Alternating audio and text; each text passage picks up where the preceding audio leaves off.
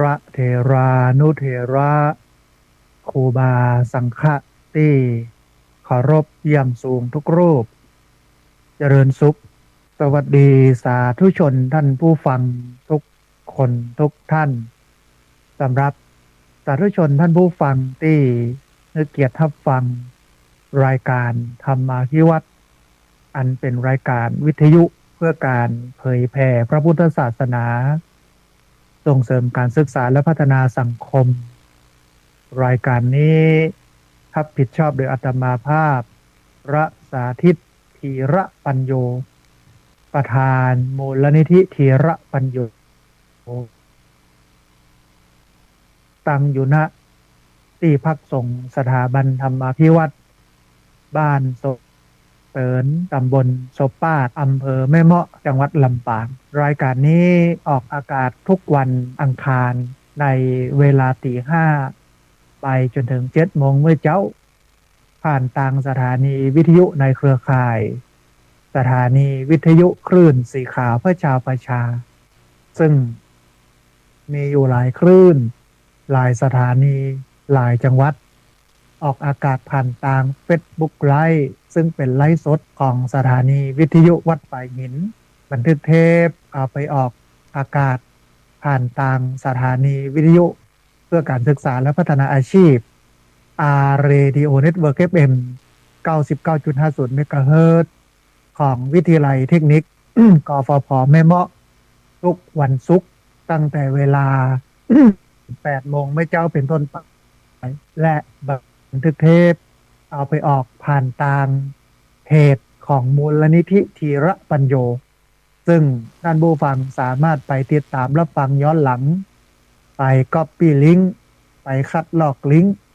เอาไปส่งเอาไปแชร์ให้กับญาติธรรมทั้งหลายเพื่อได้ยินได้ฟังกันได้แถมตัวท่านผู้ฟังวันนี้เฮาปะกันในบรรยากาศฤดูร้อนอยู่นะแต่ว่าก็มีพายุนะฤดูร้อนไม่ว่าจะเป็นฝนเป็นลมตลอดจนถึงน้ำท่วมขังนะที่มากับฤดูนี้หน้านี้แต่ว่าปีนี้อาจจะนักจะหน่วงน้อยเนอะท่านผู้ฟังเพราะฉะนั้นท่านใดที่มาได้ดูความมั่นคงแข็งแรงของหลังคาของตัวบ้านของอะไรอย่างต่างๆก็ดูเห็นเนอะพี่น้องที่บ้านอยู่ใกล้ห้วยใกล้น้ำระวัดระวังน้ำป่าไหลหลากดินโคลนถล่มอันนี้ก็เป็นเรื่องที่สำคัญประการหนึ่งแล้วก็ช่วงนี้ก็ยังเป็นช่วงฤดูห้ามเผาอยู่แต่บัดที่วันนี้ที่จะถึงนี้ก็จะงดเรื่องการห้ามเผาก็สามารถที่จะเผาได้แล้วนะฮะเพราะว่าอากาศกลับคืนสู่ภาวะปกตินะฮะอันนี้เป็นความเปลี่ยนแปลงเป็นความเคลื่อนไหวเกี่ยวกับสภาพภูมิอากาศซึ่งเราก็จะต้องระมัดระวังอาตมาภาพกับใจสื่อวิทยุเนี่ยนะฮะเป็น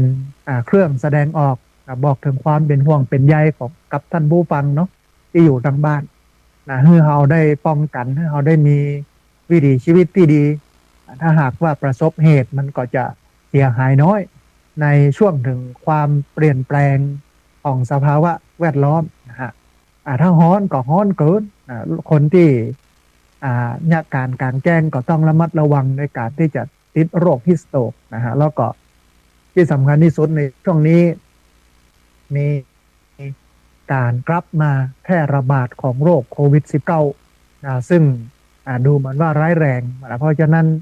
ก็จะต้องป้องกันใส่แมสปิดหน้ากากอย่างต่างๆตัวกินร้อน ช้อนกลางล้างมือตามที่หมอเพิ่นแนะนำนะเพื่อ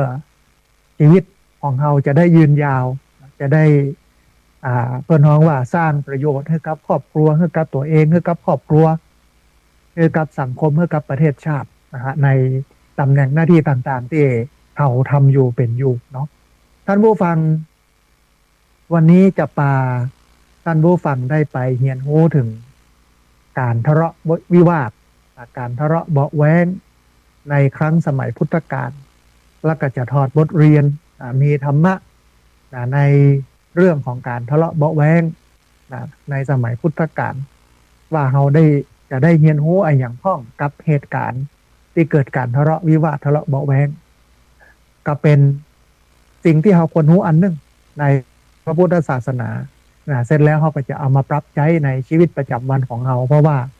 ในวันนี้เนี่ยโลกโกลาหลเนาะไม่ว่าจะเป็นเรื่องเศรษฐกิจเนี่ยตกต่ำเป็นอย่างมากเงินทองฝืดเคืองคนทุกข์คนยากซึ่งเป็นคนรักหญ้าเนี่ยแทบจะอยู่ลำบากแถมอันหนึงก็คือการเมืองความมั่นคงเสถียรภาพของรัฐของงานรัฐบาลที่กำลังมีอยู่มีหลายคดีที่จะมาทำให้ล้มมันก็ทำให้เขาเนี่ยบ่มีความมั่นใจในภาวะที่มันบ่มีความแน่นอนอย่างในเรื่องของการลงทุนนักลงทุนต่างประเทศท่านผู้ฟังเพิ่นก็เห็นสถานการณ์ในความบันนิ่งของการเมืองก็ป้ากันถอนตัวไปลงที่อื่นหมดนะฮะอันนี้ก็เป็นเรื่องที่น่าเป็นห่วงแล้วก็ประกอบกับสังคมโลกรวมไปจนถึงการเลือกตั้งสมาชิกสภาเทศบาลซึ่งผ่านไปตะวาวันก่อนก็คือวันที่11ก็มีอย่างเพื่อหันหลายอย่างหลายคนก็หันว่าโอ้เงินนี่มันมีพลัง สามารถเปลี่ยนสิ่งที่บดีให้เป็นสิ่งที่ดีก็คือคนที่บดีให้เป็นคนดีได้สามารถขึ้นมาเป็นผู้บริหารมาบริหารดูแลพี่น้องในระดับตำบลได้นะฮะหลายคนก็บอกว่าโอ้อันนี้ก็มาจากความบริสุทธิ์มาได้ใช้เงินมีที่หนึ่งที่จังหวัดแพร่อำเภอร้องกวางท่านผู้ฟังคนลงคะแนนเลือกสอทอสมาชิกสภาเทศบาลแล้วก็นายกองค์การบริหารนายกเทศมนตรีเทศบาลคน700 กว่าคนไปลงในหมู่บ้านนั้นเนาะปรากฏว่าไปลง10 คนนี่ก็ไปลงคะแนนว่ามาเลือกตั้งแล้วเนอะแล้วก็มาเลือกใครเลยเนี่ย10 คนนั้นที่ไปลงนั้นนั่นมันก็แสดงให้เห็นว่าชาวบ้านหลายคนเพิ่นก็เบื่อกับนักการเมืองซึ่งส่วนใหญ่เนาะก็เป็นนายทุนเป็นเจ้าของกิจการรับเหมาก่อสร้างโน่นนี่นั่นเข้ามาเป็นเสร็จแล้วก็เอื้อประโยชน์ให้กับตัวเองและพวกพ้องอย่างเงี้ยเพิ่นก็เห็นลำบากแล้วก็ที่ผ่านมาบ่เคยได้ได้พบบ่เคยได้เห็นบทบาทในเชิงสร้างสรรค์ของนักการเมืองเหล่านี้เลยก็เป็นข่าวขึ้นมานะฮะอันนี้เป็นความวุ่นวายนึงแล้วก็แถมอันหนึ่งที่มันดูเหมือนว่าวุ่นวายพอสมควรก็คือเรื่องของพระพุทธศาสนาเพราะว่ากี่วันที่ผ่านมานี้ก็เป็นช่วงของงานวันมาฆปูจาโดยเฉพาะจังหวัดเชียงใหม่เป็นข่าวดังมากที่วัดพระบรมธาตุดอยสุเทพที่เปิ้ลญาติโยมไปตักบาตรตอนเจ้าในวันวิสาขบูชาเปิ้ลก่อนนิมนต์พระเนนมาจากทั่วจังหวัดเชียงใหม่700 รูปมารับบาตรญาติโยมก็มีข่าวออกมาอันนี้บอกฮู้จริงบอกฮู้เท็จนะฮะแต่ว่าเป็นข่าวแล้วปรากฏว่าคนมาใส่บาตรน้อยเดียวมานักตรงบันไดนาคนะแต่เปิ้ลก็แก้ข่าวว่าก็มีคนมาใส่ที่บนวัดพระบรมธาตุดอยสุเทพนักละนะฮะก็เลยมีคนมาใส่ที่บันไดนาคนะแต่มุมหนึ่งเนี่ยมันก็แสดงถึงความเสื่อมศรัทธาของพี่น้องพุทธศาสนิกชนและอันนึงก็คือมันเป็นวันเลือกตั้งนะวันที่11เนี่ยก็อาตมาภาพก็กึดแต่ว่าคนที่เปิ้นจัดเลือกตั้งเนี่ยนะกกตเนี่ยเนาะเปิ้นเกิดอย่างไรมาเอาวันวิสาขบูชามาเป็นวันเลือกตั้งทั้งที่วันนั้นเนี่ยเปิ้นก็ปล่อยให้ชาวพุทธไปทำหน้าที่ของความเป็นพุทธก็คือไปกินไปตานนะฮะไปทำบุญวันพระแต่ดึงมาเพื่อไปเลือกตั้งเนี่ยหลายคนก็ค่อยไปวัดหลายคนก็ไปวัดไปทำบุญเสร็จแล้วก็ไปเลือกตั้งต่ออย่างเนี้ยนะฮะก็มันก็เป็นเรื่องที่น่ากึศนะประเทศไทยในวันนี้นะฮะว่ามันมีความเสื่อมหลายอย่างอาตมาภาพไปอ่านคอมเมนต์ของโยมที่มาแสดงความคิดเห็นในข่าวเรื่องของพระเจ้าพระเนนไปบิณฑบาตที่วัดพระบรมธาตุดอยสุเทพในช่วงวิสาขะที่ผ่านมาแล้วก็แทบบ่ค่อยได้กับเข้าว่าคนมาใส่บาตรน้อยหลายคนก็บอกว่าก็เพราะว่าสังคมสงฆ์เนี่ยมันเสื่อมนะฮะแต่ที่จริงเนี่ยท่านผู้ฟัง มันก็เป็นอย่างนั้นจริงเพราะว่าระบบคัดกรองคนเข้ามาบวชมันบ่ค่อยมีคุณภาพนะฮะมันก็เลยทำให้คนที่บ่มีคุณภาพเนี่ยเข้ามาบวชเยอะแล้วก็มาสร้างความเสียหายเยอะแต่นั่นก็หมายถึงมันก็ไม่ได้หมายถึงการที่เราจะยอมกันเนาะในการไม่ได้หมายถึงการที่จะให้เรานั้นยุด ศีลยุดตามแต่เราก็ต้องเลือกเราก็ต้องพอพระที่เขากินเขาตานตัวเขาก็เป็นคนที่เลือกได้หรอกเพราะว่าปัจจัยก็ดีปัจจัยสี่เนาะอาหารเครื่องนุ่งห่มที่อยู่อาศัยที่เขาเอาไปถวายพระเนี่ยเขาก็สามารถเลือกที่เลือกตามได้ว่าจะไปที่ไหนจะไปถวายกับใครที่ไหนอย่างใดแต่พอต้องท้อก็เรื่องอย่างอี้ท่านผู้ฟังเพราะทุกสังคมมันย่อมมีคนดีและคนไม่ดีโดยเฉพาะสังคมพระมันมาจากเจ้าบ้านอย่างเขานะฮะแล้วก็ถ้าอู้ลึกเข้าไปเนี่ยมันก็จะต้องโต้กันหลายฝ่ายโดยเช่นต้นญาติโยมตัว ที่มาคัดกรองคนที่มีคุณภาพเข้ามาเอาคนบะเละเชคะอีเนาะคนที่บ่มีศีลมีธรรมที่เราเมายาอย่าก็ไปบวชมันก็เลยทำให้คุณภาพของพระมันลดลงนี่ก็เป็นส่วนหนึ่งแล้วก็โทษพระตัวเวลาบวชมาแล้วบ่ได้ฝึกคัดเกลาตามหลักการของพระพุทธศาสนาหลายคนก็อู้เป็นกำกรตลกว่าก็มัวแต่เช้าเอนเพนนอนบ่ายพักผ่อนค่ำจำวัดดึกสงัดแอบซัดมาม่า มันก็เลย ทำให้คุณภาพของพระลดลงเนี่ยโดยภาพรวมทั้งหลายเราเนี่ย มันก็อู้ถึงสังคม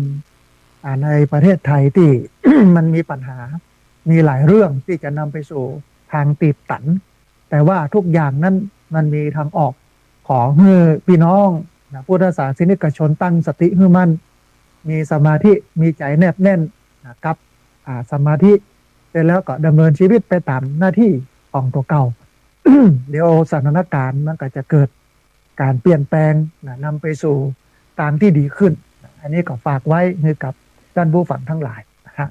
ท่านผู้ฟังก็ที่จะอู้เอ่ยถึงเนื้อหาสาระที่จะเอามาอู้กับท่านผู้ฟังในวันนี้ก็มีสองข่าวเนาะข่าวแรกเป็นข่าวบริการอย่างที่ได้อู้เอ่ยไปในหลายๆครั้งในช่วงในการจัด รายการในอดีตที่ผ่านมาว่าขณะนี้สถาบันธรรมาภิวัตน์เป็นหน่วยประจำจังหวัดลำปางของสภาองค์กรของผู้บริโภคมีหน้าที่คุ้มครองผู้บริโภคอยู่ประมาณ9ด้านไม่ว่าจะเป็นด้านการเงินการธนาคารไม่ว่าจะเป็นการขนส่งและยานพาหนะ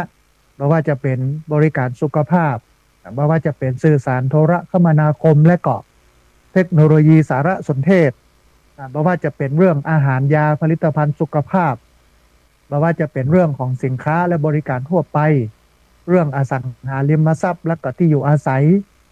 เรื่องบริการสาธารณะพลังงานและสิ่งแวดล้อม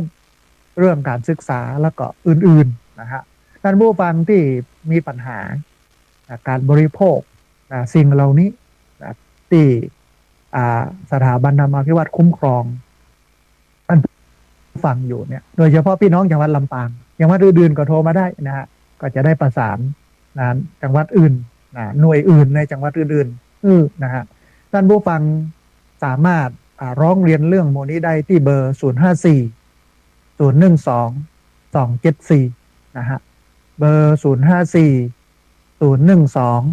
274หรือสามารถไปที่สำนักงานได้สำนักงานนั้นอยู่ตรงใกล้จะถึงสะพานข้ามแม่น้ำวังตรงต้ามาโอในเวียงลำปางอยู่ตรงข้ามกับร้านตาปินโหลร้านซุกี้ตาปินโหลตรงก่อนจะถึงสะพานข้ามแม่น้ำวังต้ามาโอนะฮะท่านผู้ฟังสามารถไปร้องเรียนที่นี่ได้หรือที่เบอร์054 012 274สำนักงานเปิดตั้งแต่วันจันทร์จนถึงวันศุกร์เวลา8 โมงครึ่ง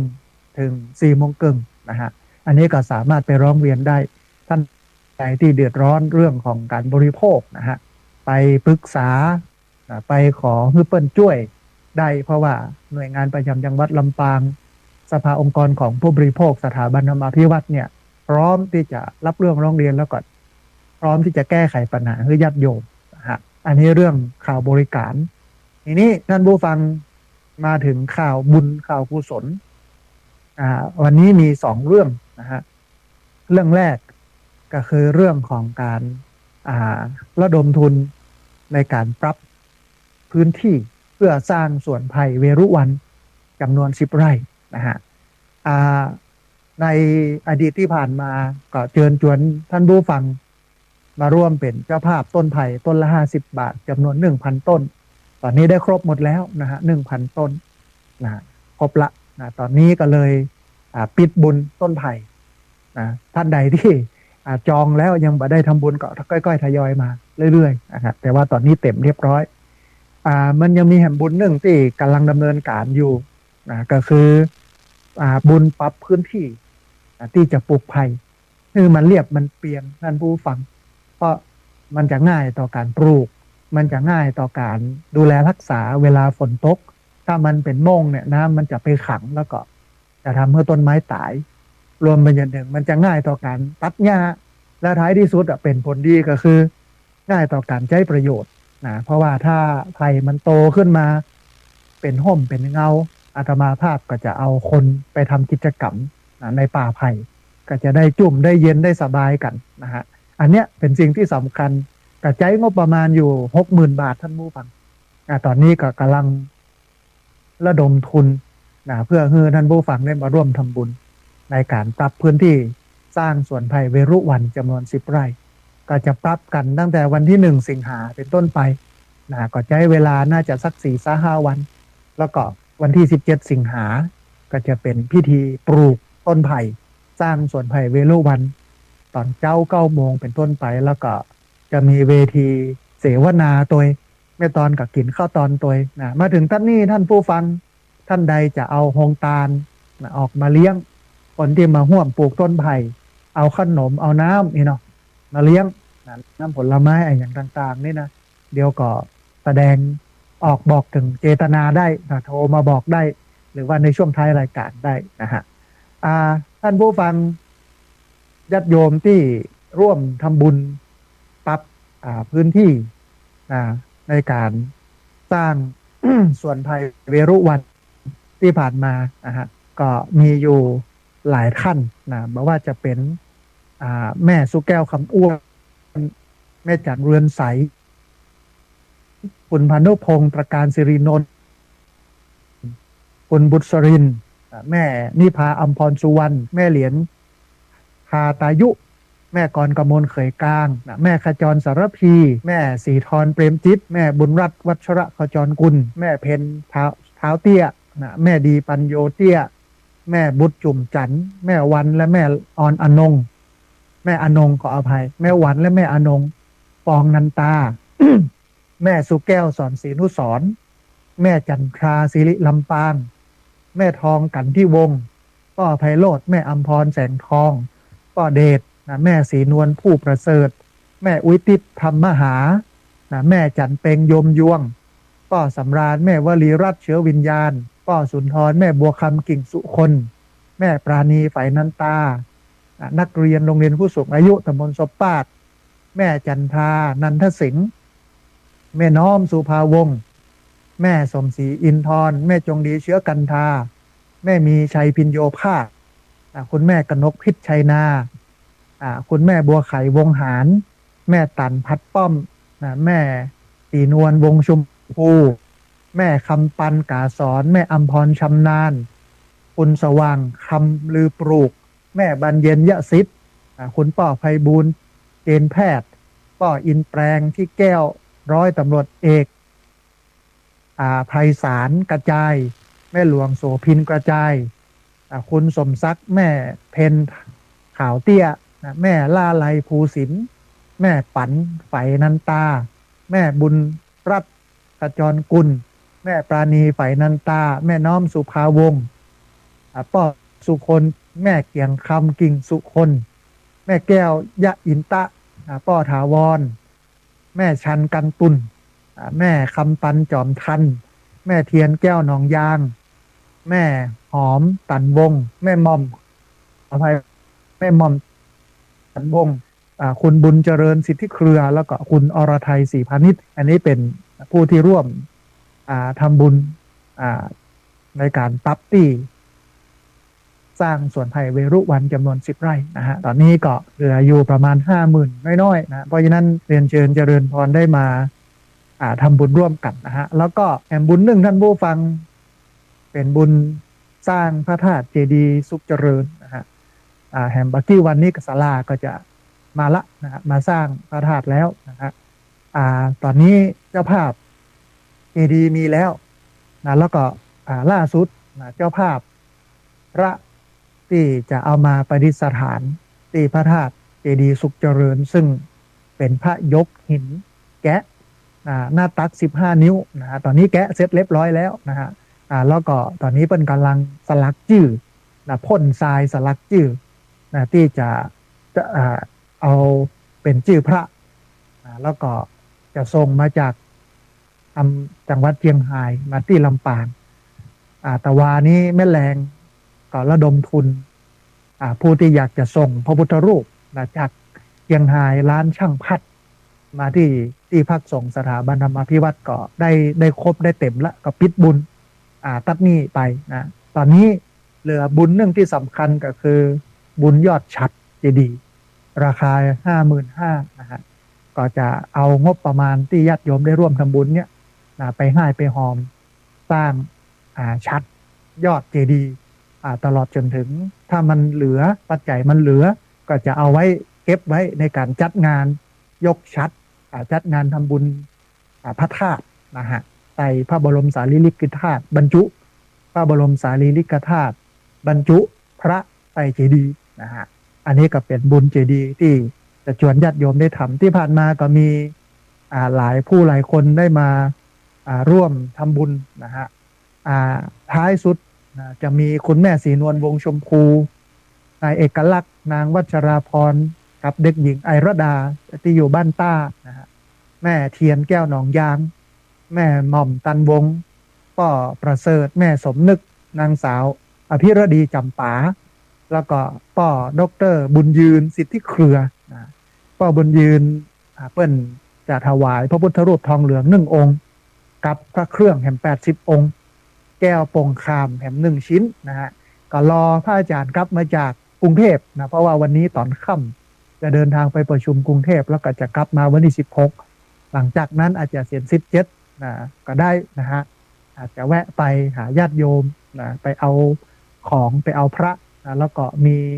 พี่น้องบ้านฟ่อนถ้าจะทำบุญถวายขี้วัวเอามาใส่พักใส่ไม้นะฮะใส่เก้าไม้ที่พักสงฆ์สถาบันธรรมาภิวัตรก็รอหลังจากกลับมาจากการประชุมกรุงเทพก่อนนะฮะอันนี้ก็เป็นผู้ร่วมทำบุญบอกว่าจะเป็นทำบุญต้นไผ่ทำบุญปั๊บซี่เพื่อจะเตรียมปลูกต้นไผ่แล้วก็ทำบุญพระธาตุเจดีย์โดยเฉพาะตอนนี้มาจ้อมที่ชัดอย่างเดียวนะครับปัจจัยถวายพระในวันทำบุญถวายพระธาตุนะฮะท่านผู้ฟังท่านใดอยากจะร่วมทำบุญถึง2 อย่างก็คือปรับตี้นะฮะแล้วก็ร่วมทำบุญชัดยอดเจดีย์55,000ก็สามารถร่วมทำบุญได้ที่ธนาคารกรุงไทยชื่อบัญชีที่พักสงฆ์สถาบันธรรมาภิวัตรหมายเลขบัญชี53607551318สามารถร่วมทำบุญได้ที่ธนาคารกรุงไทยชื่อบัญชีที่พักสงฆ์สถาบันธรรมาภิวัตรหมายเลขบัญชี53607551318อันนี้สามารถได้มาร่วมบุญทั้ง2 อย่างก็คือบุญสร้างสวนไผ่แล้วก็บุญในการเอาไปเป็นเจ้าภาพร่วมยอดชัดเจดีย์สุขเจริญนะฮะได้ทั้ง2 ประการท่านผู้ฟังตอนนี้มาถึงเรื่องราวของเฮาในวันนี้อย่างที่เกริ่นไว้ในเบื้องต้นว่าสังคมสงฆ์แม้ว่าจะอยู่ในพระธรรมวินัยแต่บางแห่งบางทีเนี่ยปุถุชนคนธรรมดาซึ่งยังขัดเกลาได้บ่ดีนักเนาะมาอยู่รวมกันก็มีพ้องมีปากเสียงทะเลาะวิวาทอย่างกันพ้องเนี่ยมันก็มีมาตั้งแต่ในสมัยพุทธกาลละ นะไม่ใช่มีแต่ในสมัยปัจจุบันนะฮะตราบใดที่มนุษย์ยังมีกิเลสอยู่เนี่ยบอกว่าจะเป็นกิเลสนักบอกว่าจะเป็นกิเลสน้อยนะที่มันอยู่ในทุกคนและอยู่ในขันธสันดานของทุกคนมันก็ทำให้เกิดความผิดพลาดความบกพร่องรวมไปจนถึงการกระทบกระทั่งกันพ้องเป็นธรรมดาท่านผู้ฟังในพุทธกาลก็มีโดยเฉพาะในสมัยพุทธกาลอาตมาภาพเอาบทความนี่มาจากคุณโยมเพิ่มพูนหงเหินเปิ้ลวิเคราะห์เปิ้ลเอามาแจกแจงอย่างน่าสนใจมากพอสมควรท่านผู้ฟังเปิ้ลเล่าว่าในสมัยพุทธกาลเนี่ยพระพุทธเจ้าเคยระงับเหตุพระทะเลาะวิวาทกับพระนะเนื่องจากเรื่องขันน้ำในห้องน้ำมีน้ำเหลือในขันเรื่องเดียวเนี่ย เรื่องเรื่องห้องน้ำเรื่องพระไปเข้าห้องน้ำแล้วก็ตักน้ำชำระล้างเสร็จแล้วก็เอาน้ำละไว้ในขันหงายไว้เรื่องเดียวเนี่ยทำให้พระเกิดวิวาทะมีการโต้แย้งมีการโจทย์มีการกล่าวเพื่อกันและกันก็ทำให้เกิดการทะเลาะวิวาทนะฮะท่านผู้ฟังบทความนี้เพิ่นบอกว่าเมื่อความขัดแย้งแทบเป็นเรื่องปกติในหมู่สิ่งที่มีชีวิตแม้แต่พระพุทธเจ้าก็ยังหนีบ่พ้นการทะเลาะวิวาทในพุทธบริษัทหลังจากที่พระพุทธเจ้าตรัสรู้อนุตตรสัมมาสัมโพธิญาณก็มาได้ทรงมอบหมายหน้าที่ในการดูแลพระศาสนาของพระองค์ไว้ให้กับพระภิกษุคนใดคนหนึ่งรูปใดรูปหนึ่งแต่ภายหลังก่อนจะทรงเสด็จรับขันธปรินิพพานพระองค์ก็ทรงมอบหมายพระพุทธศาสนาไว้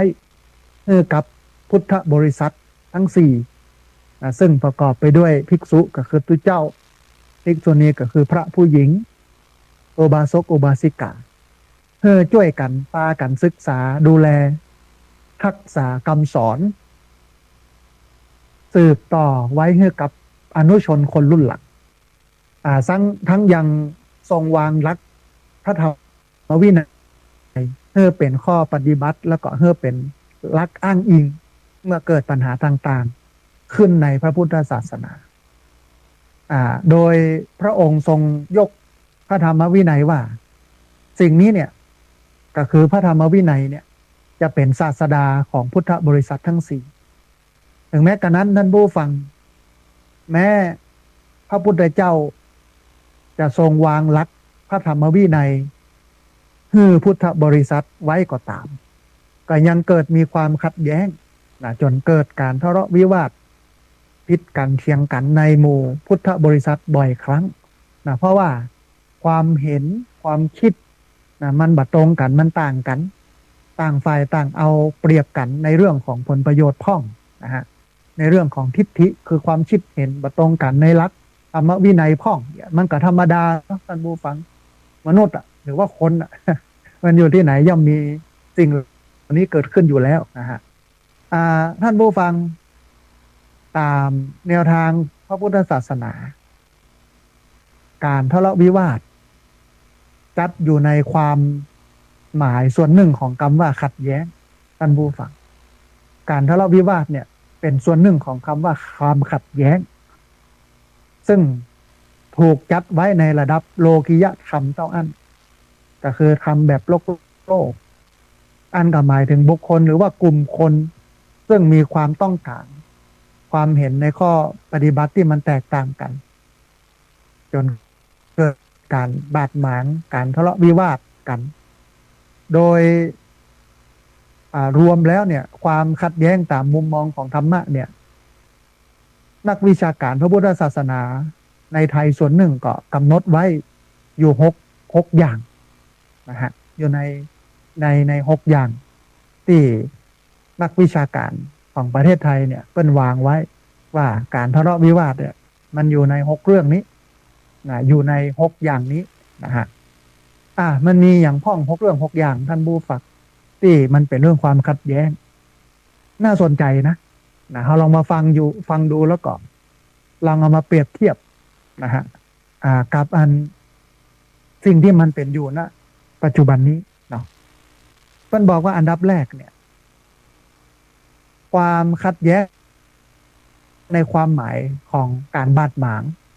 ในภาษาบาลีเพิ่นฮ้องว่าพระทนมักเป็นอาการที่เกิดขึ้นภายในจิตใจของคน หลังจากนั้นก็จะแสดงออกมาเป็นความขัดแย้งในลักษณะอื่นต่อไป เช่นสีหน้าแววตากำอู้นะก็คือความขัดแย้งเนี่ยมันเกิดจากใจอ่ะมันเกิดจากใจที่มันอยู่ตรงในนะ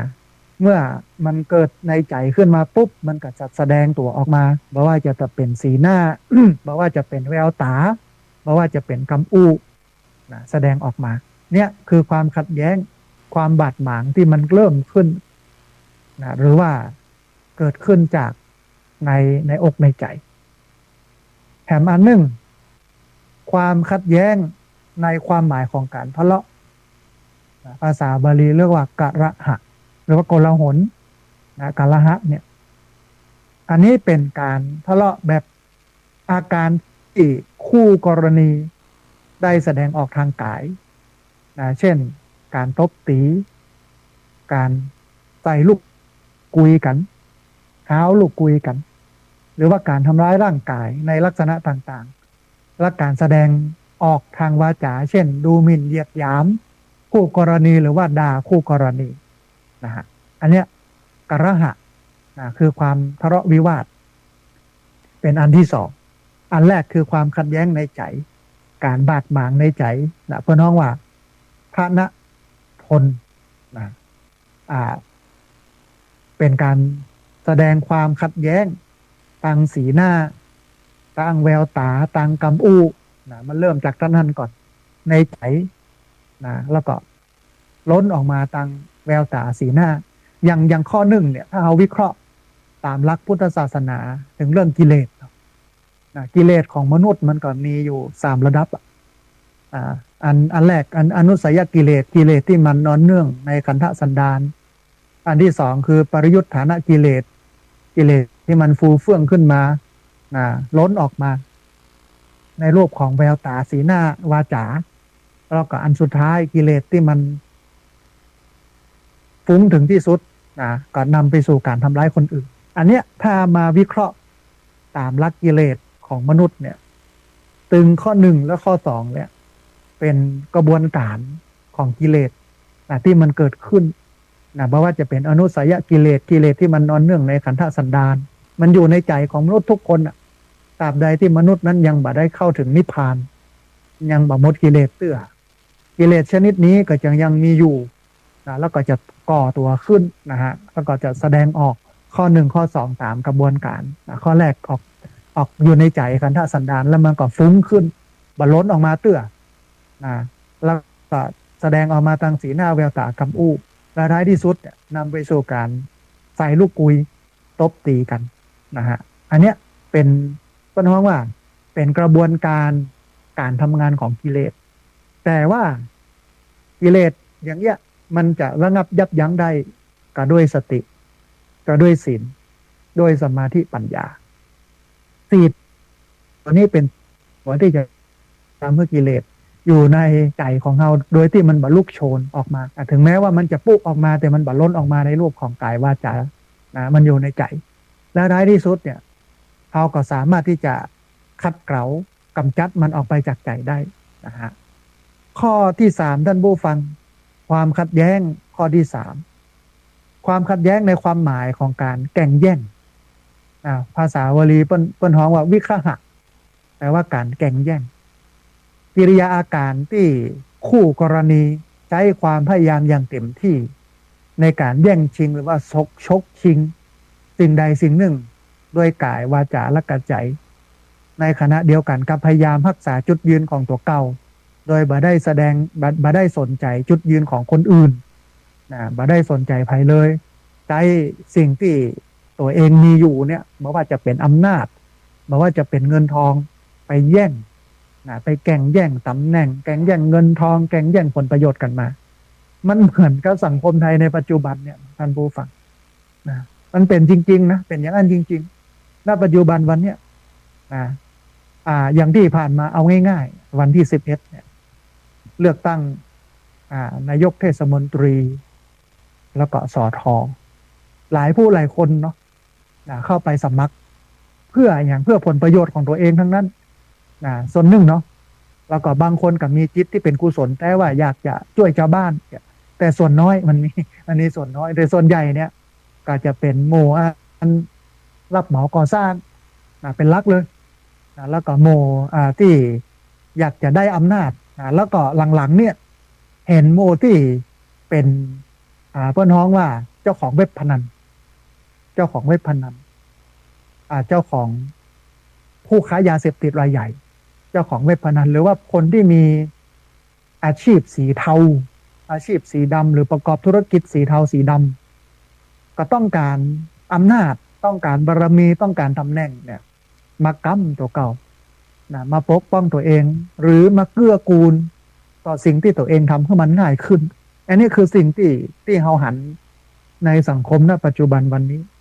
นะฮะมันก็เลยเกิดการแข่งแย่งชิงดีกันทะเลาะวิวาทกันนะฮะอย่างกรณีล่าสุดเนี่ยที่มีสจลูกสสจังหวัดหนึ่งของภาคใต้เป็นลูกเป็นสจแล้วก็เป็นลูกของสส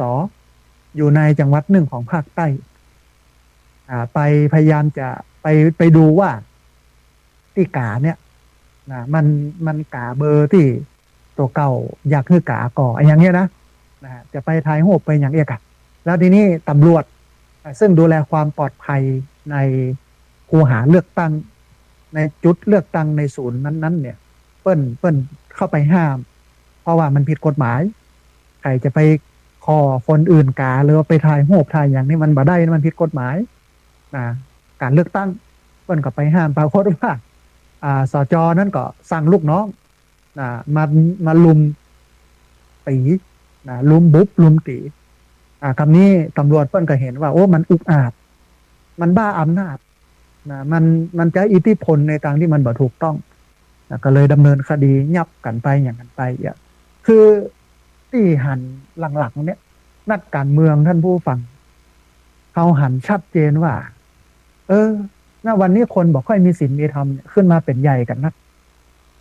ประเทศไทยที่มันไปไหนบ่ได้สักเตื้อที่มันหมุนวนอยู่อย่างอี้นะที่มันล่มจมอย่างอี้อาตมาภาพว่าส่วนหนึ่งก็เป็นเพราะนักการเมืองเนาะที่มีส่วนในการทำให้สังคมไทยเป็นอย่างอี้นะฮะเศรษฐกิจจะเป็นยังไงก็ตามขอให้มีตำแหน่งแล้วก็มาเกื้อกูลต่อพวกพ้องผลประโยชน์เนี่ยมันเป็นสิ่งที่คนไทยเฮา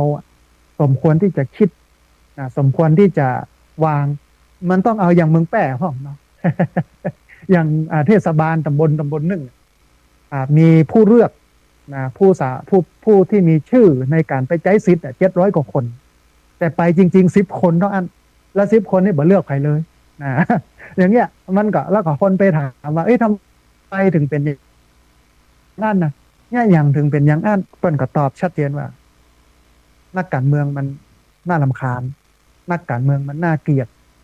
นักการเมืองบ่ทำหน้าที่บ่เคยหันเลยในอดีตที่ผ่านมาอย่างเนี้ยเนาะเนี่ยประเทศไทยหลายพื้นที่ก็ควรที่จะต้นฮ้องว่าสะท้อนให้กับนักการเมืองได้หันพ้องว่าสิ่งที่คนทำอยู่ณปัจจุบันวันนี้เนี่ยกำลังทำอยู่เนี่ยมันบ่ถูกต้องมันบ่ดีเนอะแต่ว่าหลายคนเนาะก็เลือกเพราะเห็นแก่เงินนะได้สตังค์เป็นแจกสตังค์อันนี้เป็นสิ่งที่ปฏิเสธมาได้ในสังคมไทยที่มันเป็นอย่างนั้นการเมืองหรือว่าประชาธิปไตยที่มากับเรื่องเงินเนี่ยเลยเอาเงินมาเป็นตัวล่อให้คนอื่นไปกาตัวเองเพื่อให้ได้อำนาจมาเนี่ยก็คิดว่านักอยู่ในประเทศไทยคน80-90%นะฮะมันก็เป็นเรื่องที่น่าเกลียดแล้วก็ได้ไปเป็นเมื่อได้ไปเป็นแล้วก็เกื้อกูลผลประโยชน์ให้กับพวกพ้องนะบางจังหวัดบางตำบลเนี่ยที่ไปเลือกไปเป็นก็เป็นคนในครอบครัวเดียวกันหมดเลย เป็นพี่น้องคนในครอบครัวกันหมดเป็นตึงสอทอเป็นตึงโน่นนี่นั่นหมดเลยนะเนี่ยมันก็ทำให้หันถึงประเทศไทยที่มันบ่ไปทางหน้าเพราะว่าตอนเนี้ยนะตามอาตมาภาพเนี่ยก็เพราะมันมีกิเลสก็นำไปสู่ความขัดแย้งนะฮะอย่างอันที่3เนี่ยความขัดแย้ง ในความหมายของการแข่งแย่งชิงดีชิงเด่นที่ภาษาบาลีเพิ่นฮ้องว่าวิคหะเนี่ยอันนี้ก็เป็นที่ผ่านมายกตัวอย่างเอาง่ายๆเพื่อมาสอดคล้องกับการทะเลาะวิวาทข้อที่สามนี้นะฮะแล้วมีข้อที่สี่ท่านผู้ฟังความขัดแย้งในความหมายของการวิวาทภาษาบาลีเป็นใจคำว่าวิวาทะวิวาทการวิวาทะนั้นเนี่ยเป็นผลต่อเนื่องจากคู่กรณีพยายามที่จะยึดถือและก็ยึดมั่นในจุดยืนของตัวเองหรือบนพื้นฐานของความชอบของตัวเองแล้วก็อู้หรือว่านำเสนอวิธีการที่ต่างกันออกไปเมื่อต่างฝ่ายต่างพยายามจะยืนยันในวิธีการของตัวเองโดยการใช้เหตุผลเพื่อย้ำถึงจุดยืนของตัวเองอันนี้เป็นน้องว่าวิวาทะมันเป็นเรื่องทัศนคติมันเป็นเรื่องอุดมการณ์มันเป็นเรื่องผลประโยชน์ตีรวมได้หมดอ่ะเพราะว่ามันจะเกิดจากเหตุไหนก็ตามที่จะทำให้เกิดวิวาทะการทะเลาะวิวาทการพิษเถียงกันนะก็มาจากทัศนคติมาจากอุดมคติมาจากผลประโยชน์มีส่วนร่วมหมดใน3-4อย่างนี้ที่จะทำให้เกิดวิวาทะการทะเลาะวิวาทและความขัดแย้งอย่างที่5ท่านผู้ฟังความขัดแย้งในความหมายของการมุ่งร้ายกันภาษาบาลีเพิ่นจะว่าเมทะคาคือพฤติกรรมที่ต้องแสดงให้เห็นถึงความรุนแรงที่ปรากฏที่ก่อตัวจากการวิวาทที่คู่กรณีเกิดอารมณ์ชั่ววูบจึงตัดสินใจฆ่าหรือว่าทำร้ายกันด้วยวิธีอย่างใดอย่างหนึ่งจนทำให้คู่กรณีเสียชีวิตหรือได้รับบาดเจ็บอันนี้คือขั้นที่รุนแรงขึ้นนะฮะอาจจะรุนแรงถึงที่สุดนำไปสู่การทำร้ายร่างกายเถียงกันพิษกันบ่ลงรอยกันนะแต่ต่างคนต่างมาย้อมกันต่างคนต่างบ่เอาธรรมะมาเป็นเครื่องหล่อเลี้ยงใจก็ทำให้เกิดการวิวาทแล้วก็ใช้กันความรุนแรงก็เลยทำให้เกิดการได้รับการบาดเจ็บหรือว่าทำให้เกิดการเสียชีวิตอันนี้อันอย่างที่5เพื่อนท้องว่าเมทะคา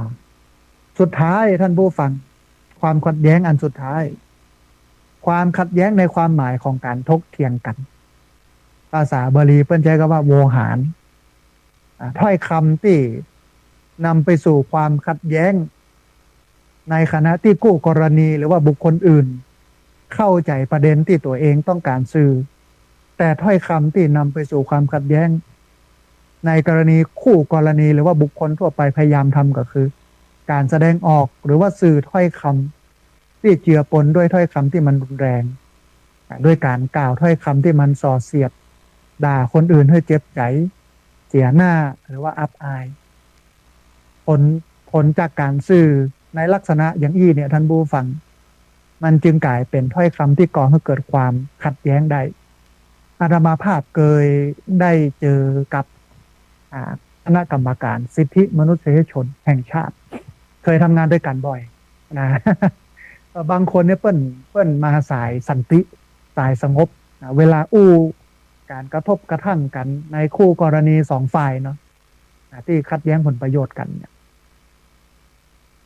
ถ้าเป็นนักสิทธิมนุษยชนในสายสันติวิธีเนี่ยเปิ้นก็บอกว่าโอ้จะต้องพยายามก้อยๆกันเนอะนะก้อยๆกันด้วยคำที่มันสุภาพเป็นคำที่มันบ่เสียดสีเสียดแทงกันนะเพื่อให้มันออกมาในเชิงเหตุเชิงผลอย่างเนี้ยนะฮะอันนี้ก็เป็นความงามอันหนึ่งที่คณะกรรมการสิทธิมนุษยชนแห่งชาติพยายามทำแต่ว่ามันก็ยังได้ผลมาเท่าที่ควรนะฮะอันนี้เป็น6อย่างของการทะเลาะวิวาทในหลักการของพระพุทธศาสนาอันแรกคือพระนทนพระนดลขออภัยพระนดลคือความขัดแย้งในความหมายของการบาดหมางอันที่2เนี่ยก็คือกรหะหรือว่ากรหนเป็นความหมายความขัดแย้งในความหมายของการทะเลาะวิวาทอันที่3คือวิคหะเป็นความขัดแย้งในความหมายของการแข่งแย่งอันที่4เป็นว่าวิวาทะเป็นความขัดแย้งในความหมายของการวิวาท อันที่ห้าคือเมทคาเป็นความขัดแย้งในความหมายของการมุ่งร้ายกันและอันสุดท้ายคือโวหารเป็นความขัดแย้งในความหมายของการถกเถียงกันอันนี้เป็นความขัดแย้ง6ประการในพระพุทธศาสนาที่พระพุทธเจ้าได้ตรัสไว้ว่าความขัดแย้งของมนุษย์นั้นมันเกิดขึ้นแล้วก็เป็นไปตาม6อย่างนี้บอกว่าจะเป็นในส่วนของอันพนดลกราหนวิคหะวิวาทะเมทคาแล้วก็โวหารทีนี้ท่านผู้ฟังสาเหตุที่ทำให้เกิดความขัดแย้งตามหลักของพระพุทธศาสนามันมีอะไรอย่างพ้องมันทำอะไรอย่างเป็นเหตุให้เกิดความขัดแย้งความขัดแย้งมันเกิดจากเหตุอะไรพระพุทธเจ้าก็วางระบบไว้ท่านผู้ฟังคือถ้าหากว่าบักเก่าถึงกรรมเก่าซึ่งเป็นสิ่งที่อธิบายให้เข้าใจได้ยากนั้นเนี่ยเมื่ออธิบายตามหลักมนุษย์นิยมก็คือตัวมนุษย์เองโดยที่บ่เอาอะไรอย่างเข้ามาเกี่ยวข้องเนี่ยมองความเป็นมนุษย์มองมนุษย์ตามความเป็นมนุษย์มองมนุษย์เห็นความเป็นมนุษย์บ่ได้เห็นความวิเศษวิโสอะไรอย่างนอกเหนือจากความเป็นมนุษย์เนี่ยนี่เป็นห้องว่าหลักมนุษย์นิยมนะก็จะปะสาเหตุของการขัดแย้งที่ปรากฏในพระพุทธศาสนาได้อยู่6ประการเหมือนกันท่านผู้ฟังมีอยู่6ประการเหมือนกันความขัดแย้งเนี่ยมีอย่างพ้องอันแรกที่มันขัดแย้งกันเนี่ยเพราะว่ามันมีอคติต่อกันหรือว่ามีความลำเอียงต่อกันอันแรกเลยมีอคติมีความลำเอียงอคติหรือว่าความลำเอียงนั้นมันก็จะมีอยู่4อย่างอันแรกคือลำเอียงเพราะรักลำเอียงเพราะฮักอันที่2คือลำเอียงเพราะโกรธอันที่3ลำเอียงเพราะหลงอันที่4เนี่ยลำเอียงเพราะกลัวในเพราะว่าอคติ4คือความลำเอียงลำเอียงด้วยเหตุ4อย่างลำเอียงเพราะฮักลำเอียงเพราะโกรธลำเอียงเพราะหลงแล้วก็ลำเอียงเพราะกลัวอันนี้คือข้อแรกความลำเอียง4อคติ4ลำเอียงในเพราะว่าอคติพอเรามีอคติ4ต่อกันก็คือมีความลำเอียงเพราะว่าจะเป็นลำเอียงเพราะรักลำเอียงเพราะโกรธลำเอียงเพราะหลงแล้วก็ลำเอียงเพราะกลัว4อย่างนี้บ่ดีทั้งสิ้นท่านผู้ฟัง4อย่างนี้ไม่ดีทั้งสิ้นนะฮะลำเอียงเพราะอะไรอย่างก็ตามทั้ง4อย่างเนี่ยบ่ดีทั้งสิ้นไม่ควรลำเอียงตามเหตุ4อย่างนี้อันนี้อย่างแรกประการที่2ก็คือที่ทะเลาะวิวาทกันเนี่ยก็เพราะว่าขาดเมตตากายกรรมทำสิ่งที่บดีต่อกันขาดเมตตาวจีกรรมอู้ร้ายใส่กันด่ากันขาดเมตตามโนธรรมก็คือบ่หวังดีต่อกันที่มันผิดพลาดที่มันทะเลาะที่มันเถียงกันเนี่ยมันบ่มีเมตตากายกรรมเมตตาวจีกรรมแล้วก็เมตตามโนกรรม3อย่างนี้ท่านผู้ฟังศีลที่เรานับถือกันที่เราปฏิบัติกันที่เราสมาทานกันเนี่ยก็เป็นไปเพื่อให้เกิดเมตตากายกรรมเมตตาวจีกรรมแล้วก็เมตตามโนกรรมเมตตากายกรรมก็คือการกระทำถ้าจะทำอะไรอย่างกับคนอื่นก็ต้องคิดถึงหลักความเมตตาก่อนทำด้วยความเมตตามันก็จะบ่มีปัญหาไปพิษไปเถียงกันนะการที่2มันก็จะต้องมีเมตตาวจีกรรมเวลาจะอู้ไผ่เนี่ยจะอู้กับไผ่จะอู้อะไรอย่างออกมาจากปากเนี่ยต้องกึดถึงหลักเมตตาวจีกรรมอู้ไปแล้วบ่เกิดความขัดแย้งอู้ไปแล้วบ่เกิดการทะเลาะวิวาทอู้ไปแล้วบ่เกิดการบาดหมางกันบรรลุบ่เสียซึ่งมันก็ต้องใช้สติในการกันกรองกำอู้นะไม่ใช่ว่าอยากให้อู้อย่างก็อู้นะอู้เสียดสีอู้อย่างอู้เพียกอู้ซุยเปิ้นนะอู้ให้เปิ้นแตกกันอันนี้มันไม่มีเมตตาวจีกรรมอู้ใส่ร้ายป้ายสีอันเนี้ยขาดเมตตาวจีกรรมเพราะฉะนั้นมันก็จะต้องเหมือนคนบะเก่าจะอู้เตื้อนึ่งมันก็จะต้องรอดอกพิกุลหรือว่าดอกอันดอกพิกุลเนี่ยดอกแก้วเนี่ยล่วงออกจากปากมันก็จะต้องพิจารณาไตรตรองก่อนแล้วถึงอู้เพราะว่ากำอู้เนี่ยก่อนเราจะอู้เราเป็นเจ้านายของมันโลกท่านผู้ฟังหลังจากอู้ไปแล้วเนี่ยมันก็เป็นเจ้านายของเราอันเนี้ย นะแถมอันหนึงก็คืออ่าต้องมีเมตตามโนกรรมก็คือกึดเมตตาคนอื่นไม่ใช่กึดจะไปเบียดเบียนคนอื่นกึดที่จะไปหนุนเสริมเติมเต็มกันไม่ใช่กึดที่จะไปบั่นทอนกันนะไม่ใช่กึดที่จะไปเบียดเบียนเปิ้นไม่ได้กึดไปเอาของเปิ้นไม่ได้กึดพยาบาทปองร้ายเปิ้นเนี่ยคือเมตตามโนกรรมกึดหวังดีต่อกันที่จริงประเทศไทยมันขาดตักนี่นะ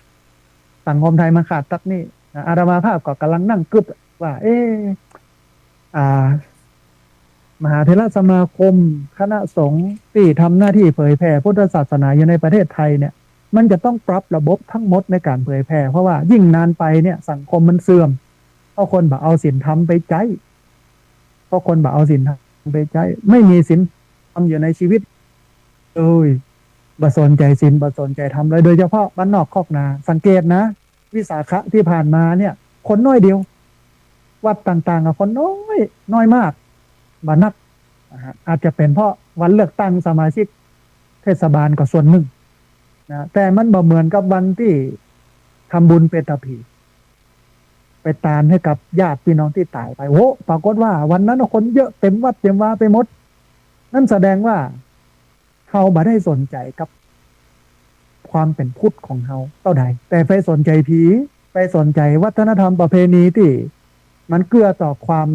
เป็นผีมากกว่าพุทธ ทั้งที่วันวิสาขบูชาเป็นวันสำคัญยิ่งก็เป็นวันประสูติวันเกิดของเจ้าชายสิทธัตถะวันตรัสรู้ของพระพุทธเจ้าแล้วก็วันนิพปรินิพพานของพระพุทธเจ้าเป็นวันของพระศาสดาเป็นผู้ยิ่งใหญ่ในศาสนาพุทธเป็นคนที่ทำให้พุทธศาสนาเกิดแต่เราในความเป็นพุทธศาสนิกชนก็ไม่ค่อยสนใจไม่ค่อยไปวัดไปว่ามันก็เป็นบรรยากาศอันนึงก็คือฝนตกตัวไม่แรงว่าได้ไปเวียนเทียนเนี่ยเขาจะหันอย่างนี้ว่ายิ่งนานเข้าไปเนี่ยคนจะเสื่อมจากศาสนาไม่ใช่ศาสนาเสื่อมนะคนน่ะเสื่อมจากศาสนาเพราะว่าจะเป็นคนที่อยู่ในศาสนา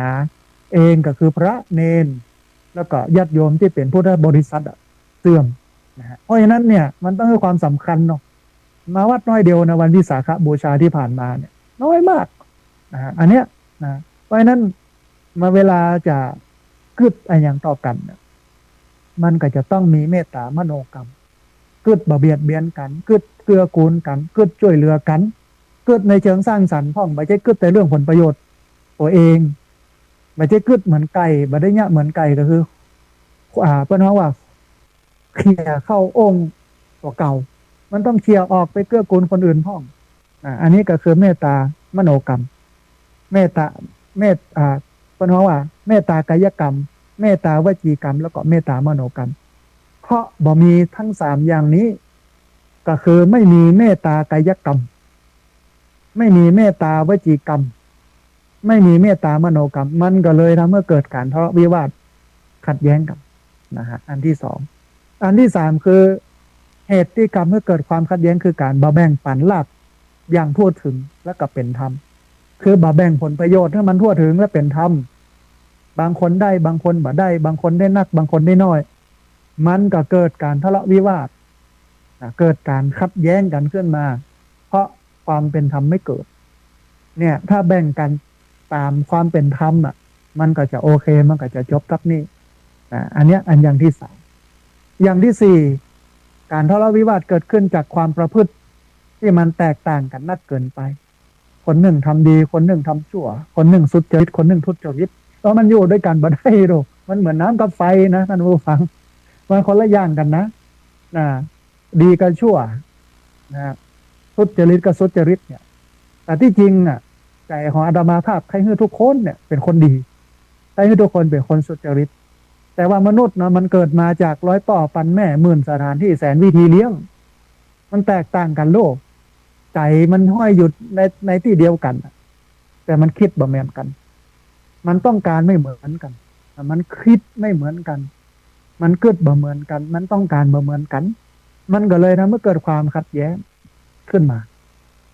ในฝั่งคนชั่วในฝั่งคนทุจริตก็จะเอาเขาอย่างเดียวในฝั่งคนดีในฝั่งคนสุจริตก็พยายามจะป้องกันบ่ให้เกิดการทุจริตอย่างเงี้ยนะฮะก็เลยเกิดความขัดแย้งอันนี้อย่างที่สี่อย่างที่ห้า ก็คือความคิดเห็นที่มันแตกต่างกันนักมันบ่สามารถจะปรับเข้ากันได้ เอาง่ายๆเอาพุทธศาสนาเนี่ยหลังจากที่พุทธเจ้าปรินิพพานพระมหากัสสปะก็ทำตังคยนาพระไตรปิฎกทำมาเรื่อยๆหลังจากยุคพระกัสสปมหากัสสปะแล้วก็มายุคเรื่อยๆจนถึงยุคที่สี่หรือการทำสังคายนาครั้งที่สี่ก็มันก็ห่างจากสมัยพุทธกาลมาหลายร้อยปีนะฮะในการทำสังคายนาครั้งที่สี่มันก็เกิดการแยกนิกายออกมาในพุทธศาสนาหลายนิกายเป็นพุทธศาสนาเทรวาทพุทธศาสนามหายานยิ่งในประเทศไทยเนี่ยพุทธศาสนาในสายเทรวาทก็แบ่งออกเป็นสองตานธรรมยุติกานิกายแล้วก็มหานิกายอย่างเงี้ยนะฮะมันเกิดจากการที่วิเคราะห์คำสอนของพระพุทธเจ้านะคำหนึ่งว่าพระพุทธเจ้าได้ตรัสไว้ว่าถ้าหากว่าในอนาคตตั้งหน้าพระสงฆ์เห็นจะเปลี่ยนแปลงวินัยเล็กน้อยก็เปลี่ยนได้เนอะปรับได้อย่าคนที่มาปรับก็คือเถรวาทพุทธศาสนาแบบเถรวาทเนี่ยบัปรับเอาตามที่พระพุทธเจ้าว่ามาในอดีตบัปรับแต่พุทธศาสนาในสายมหายานเป็นปรับตัวเป็นเปลี่ยนแปลงเพื่อเข้ากันกับโลกแต่มันก็มีสองมิติสองอย่างมันก็เลยแตกต่างกันนะมันก็นำไปสู่การแตกต่างการทะเลาะวิวาทพ่องบางครั้งบางทีนี่เป็นความคิดเห็นที่มันแตกต่างกันมากจนมาสามารถเข้าหากันได้และอันสุดท้ายท่านผู้ฟังที่มันพิษกันที่มันทะเลาะวิวาทกันเนี่ยเพราะว่ามันขาดคำว่าวิหารคือบ่มีเมตตาบ่มีความเอ็นดูสงสารกันบ่มีกรุณาบ่มีการช่วยเหลือเกื้อกูลกันบ่มีมุทิตาบ่ค่อยชอบยินดีบ่ค่อยชอบพอใจในการที่คนอื่นเพิ่นทำความดีในการได้ดิบได้ดีของคนอื่นอันเนี้ยอาตมาภาพก็เลย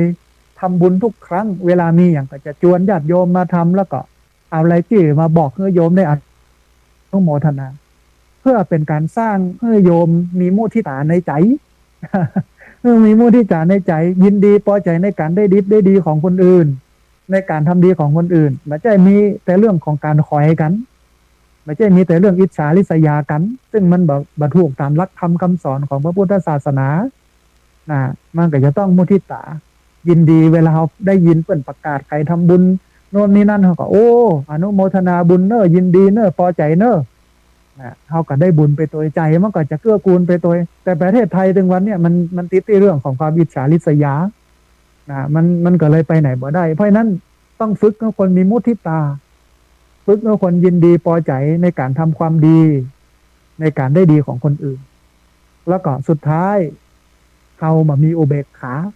มามีการหู้จักปล่อยหู้จักวางหู้จักโปร่งมาหู้จักโปร่งปล่อยวางมีแต่การจะยึดจะถือเอาการจะเอาชนะกันการแข่งขันกันมันก็เลยทำให้เกิดความขัดแย้งอันนี้คือเหตุ6อย่างเหตุ6ประการที่ทำให้เกิดความขัดแย้งท่านผู้ฟังดังนั้นจะเห็นได้ว่าสาเหตุทั้ง6ข้อเนี่ยล้วนเป็นปัจจัยก่อให้เกิดความขัดแย้งแก่บุคคลทั้งหลายในพุทธบริษัท4จนกระทั่งเกิดความบาดหมางเกิดการทะเลาะวิวาทกันในระหว่างบุคคลสองคนหรือว่ากลุ่ม2กลุ่มขึ้นนะฮะในนี้ท่านผู้ฟังมันมีตัวอย่างเรื่องราวการขัดแย้งเรื่องราวการทะเลาะวิวาทแล้วก็ที่สำคัญคือมีกลวิธีในการระงับการทะเลาะวิวาทที่มันเกิดขึ้นในสมัยพุทธกาลเรื่องนี้น่าสนใจพูดถึงเรื่องของการทะเลาะวิวาทตัวอย่างเรื่องการทะเลาะวิวาทตัวอย่างวิธีการในการระงับการทะเลาะวิวาทที่มันเกิดขึ้นในสมัยพุทธกาลน่าสนใจท่านผู้ฟังความขัดแย้งกันจนถึงขั้นทะเลาะวิวาทในสมัยพุทธกาลนั้นเนี่ยหากนับเรื่องราว